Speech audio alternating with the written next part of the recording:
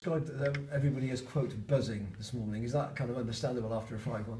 Yeah, he always goes on about these busy bees before a match. So I think he got what he wanted for the game and this morning. So yeah, a lot of smiles this morning, but we know it's another important game tomorrow night. So hopefully carry on the weekend's performance into Tuesday night.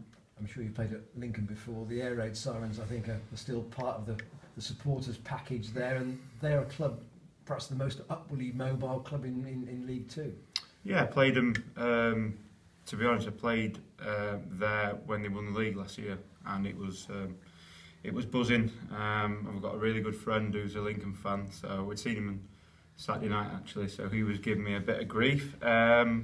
But yeah, we go there with confidence. They're confident themselves with the Wembley trip that we've got to look forward to and in and around the playoffs. So it's going to be a tough game. We know what they're about. We'll be doing his work this morning.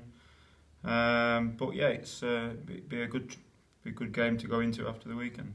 And as a goalkeeper, you'll know that people like Anderson and Pett will be supplying Green and Reed with crosses and the ammunition. Yeah, well, they've got Rowe as well. I played with the lad Danny Rowe at Macclesfield. So yeah, we know what they're all about. They're good going forward.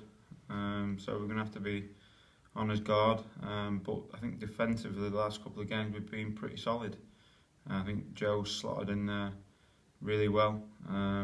It's a big change from playing 23s football to first team football. So yeah, he's done brilliant, and with Boyley coming up with a couple of goals, everything's looking okay at the minute. I'll come back to Joe in a second. Danny Rowe, a good dribbler, a good direct runner. Yeah.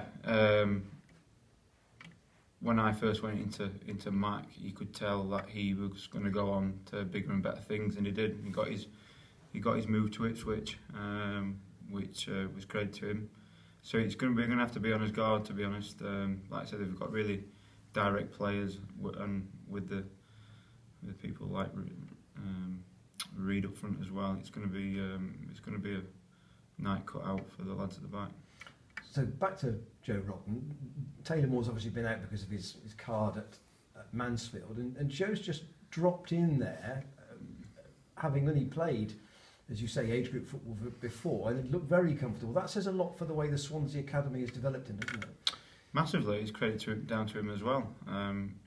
You've seen people coming before, under 23s footballers, and it's a big step up, and he's took to it really well. Hopefully it continues as well, but yeah, credit to him. He's stepped into it and not looked out of place one little bit, so hopefully he carries on his development here, and you never know, his career could blossom from now, to be honest. And now, having played 20 odd games, Taylor finds there's somebody else battling him very hard for his place.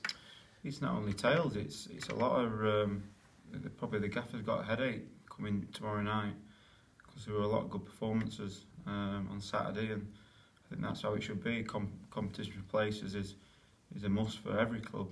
We've certainly got that at the minute. And does that also please other players when you've got lads like Adebayo and Atangana coming off the bench and doing, effectively the finishers' jobs in the last 30 minutes? Yeah, I think they made a massive impact. You could probably see it at the weekend when they came on. It just gives you that fresh spark going in to that final push of the second half. And like I said, we've got a strong bench at the minute. We've got a strong squad. We knew that. To be honest, I think we probably underachieved up till now. I think we should be a lot higher. But yeah, we've got strength in depth now, massively. Is 50 points still the first kind of target? I mean, supporters might be saying that we'd like to get to 60, but is it still 50 that you're looking at first? Yeah, I think you need to get to that 50 mark just to make sure you're in place for next season in the league.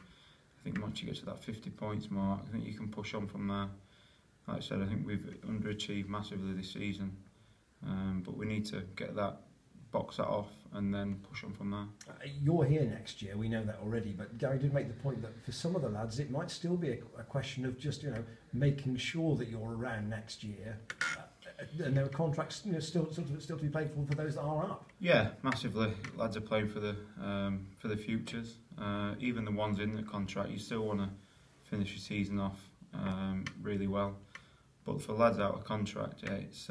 I was there last year. I was out of contract, and you don't. At the end of the day, you don't want to be on the scrap heap because it's not a nice place to be. Thanks for your time.